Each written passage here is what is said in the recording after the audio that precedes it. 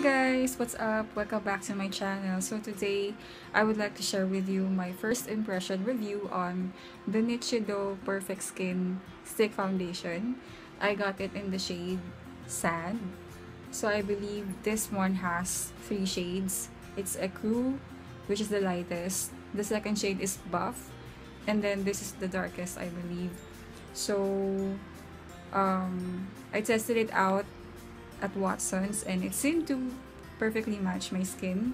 And then the price is only 268 pesos. It's very affordable and I really think that it's also very convenient. It's just a twistable product. You can bring this with you during travels. You can have this on your makeup kit. It has 9 grams or 0.31 ounces worth of product in one tube. So you can also see the ingredients in this sticker, and I will no longer read it for you guys kasi masyadong mahaba. So on this side of my face, I'm gonna use a beauty blender or any beauty sponge, and then for this side, I'm gonna use a buffing brush. So yeah, I'm gonna do this side first.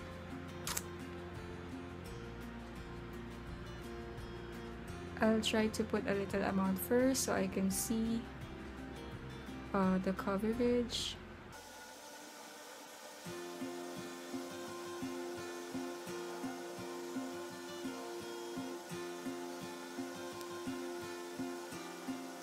I don't know if you can tell, but it kind of evened out my skin tone. You really can't tell na meron akong foundation na suot. And parang, alam mo yung, it's almost undetectable. To me, it's undetectable. Para lang siyang skin ko na enhanced. So far, I'm really liking it. I'll try to do another layer. Baka sakaling makita natin how long it will go.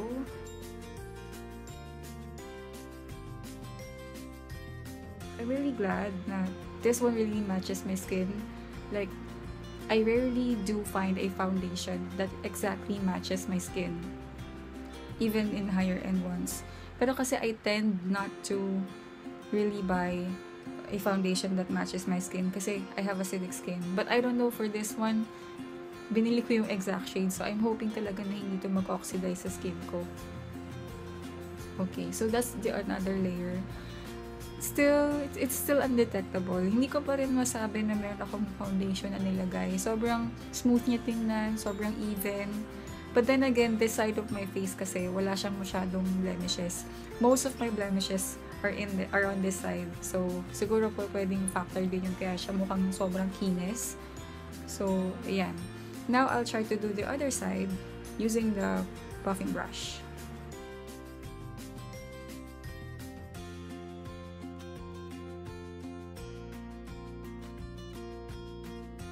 Now, with just one layer, I think mas matipid siyang gamitin using a brush. Kasi the beauty blender might have soaked a little bit of the product, but this one, using the brush, mas okay siya. But then again, as I've said earlier, nandito yung blemishes ko. So, hindi pa niya talaga fully nako-cover. I don't know if you can tell in the camera. I will try to put another layer just on this area lang. Tapos dito rin sa may forehead ko na merong blemish.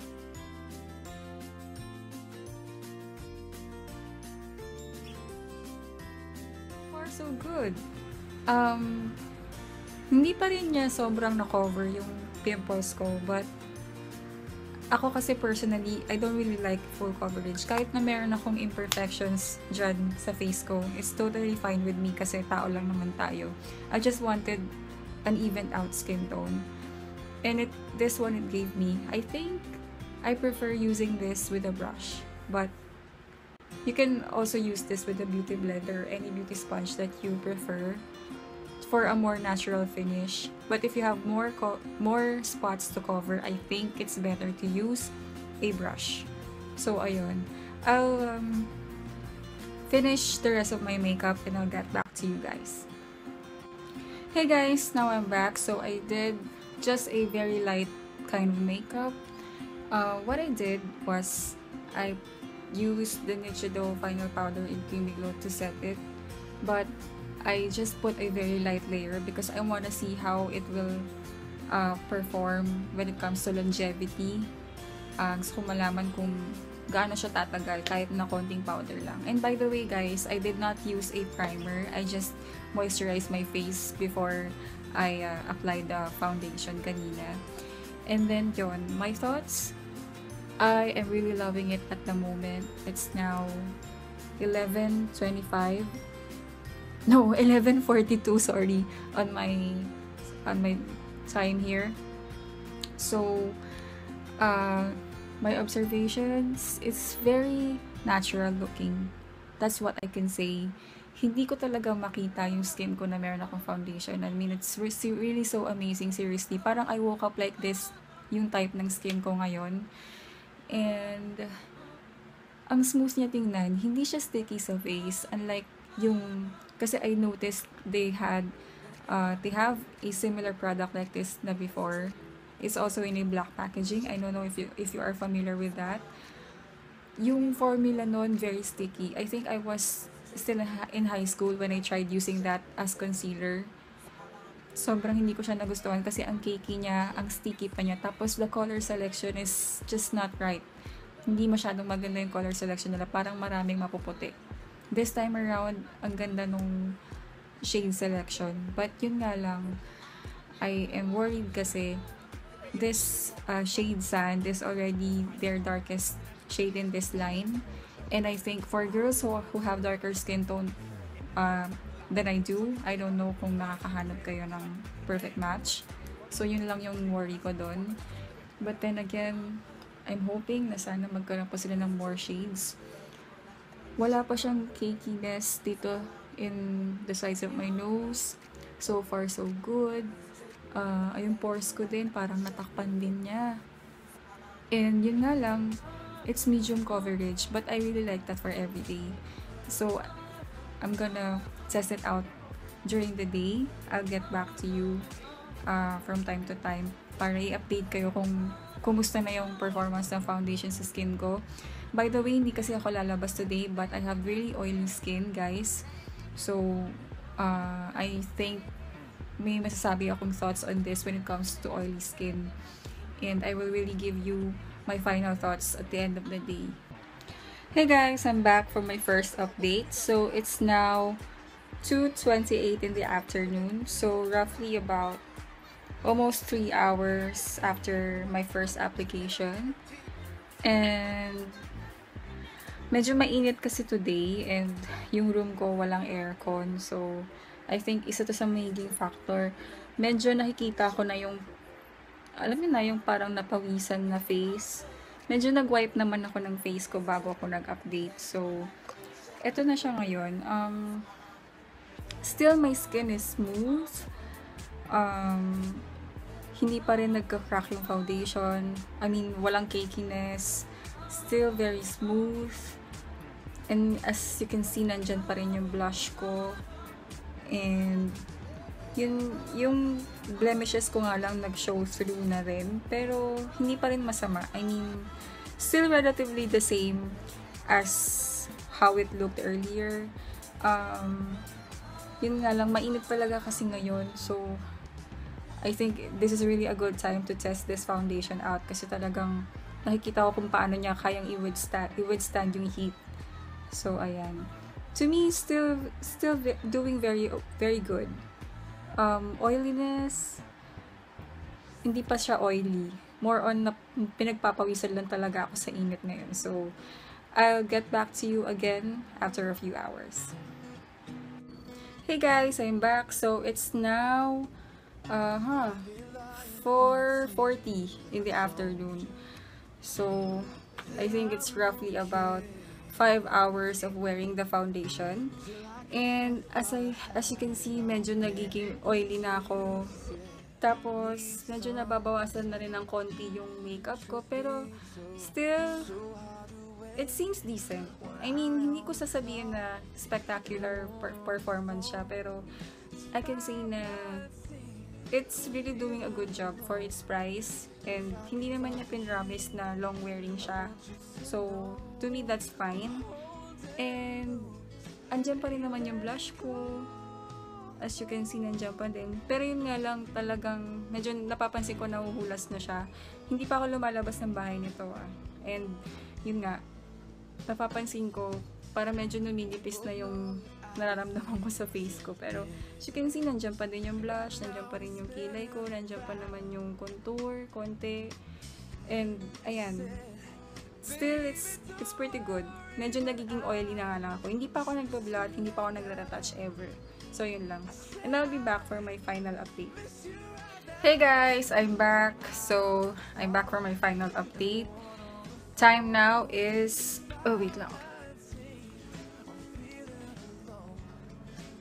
It's now 9:01 in the evening. So it's about 10 hours since I applied the foundation.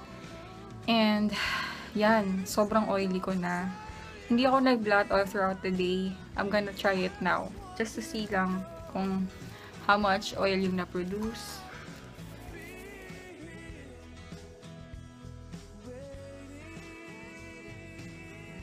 So, medyo napuno niya tong blotting paper ko.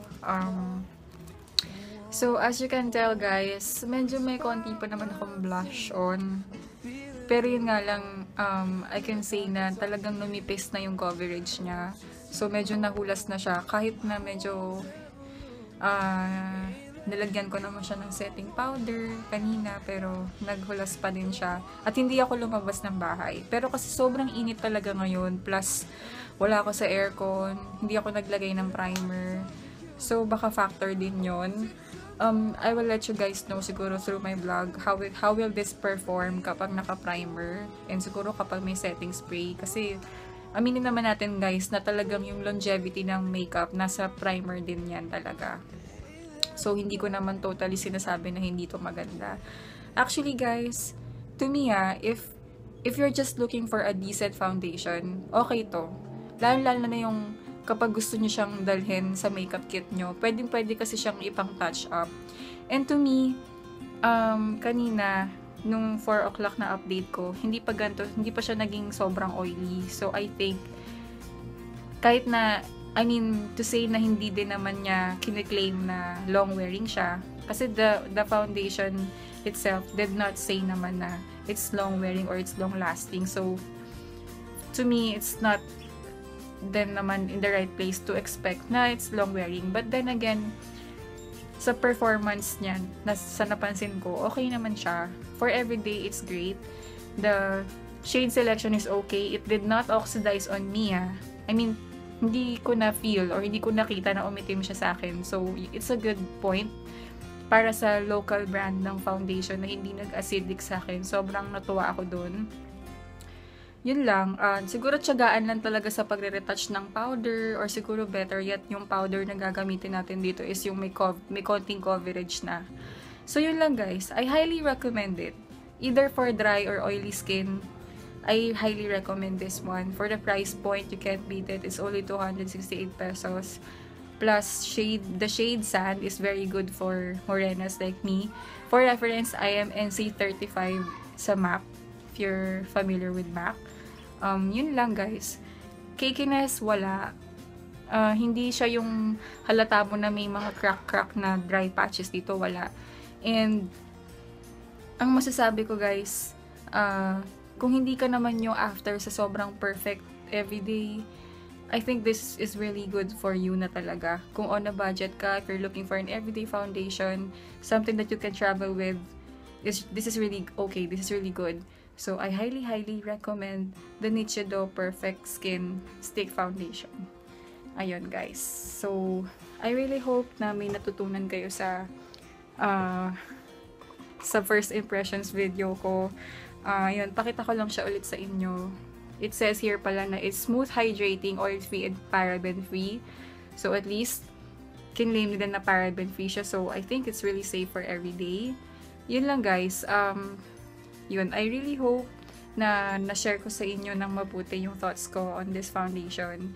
If you have any comments or suggestions or any product that you want me to review for you, please feel free to comment down below. I will really get back to you on that. And Ayun guys, thank you again for watching. Pasensya na sa itsura ko, medyo hagardo na at nainitan talaga ako ng bongga. So, hindi na ako nag-retouch para mapakita ko sa inyo yung performance ng foundation na to. So, ayun guys, till my next video. Bye! Thanks for watching!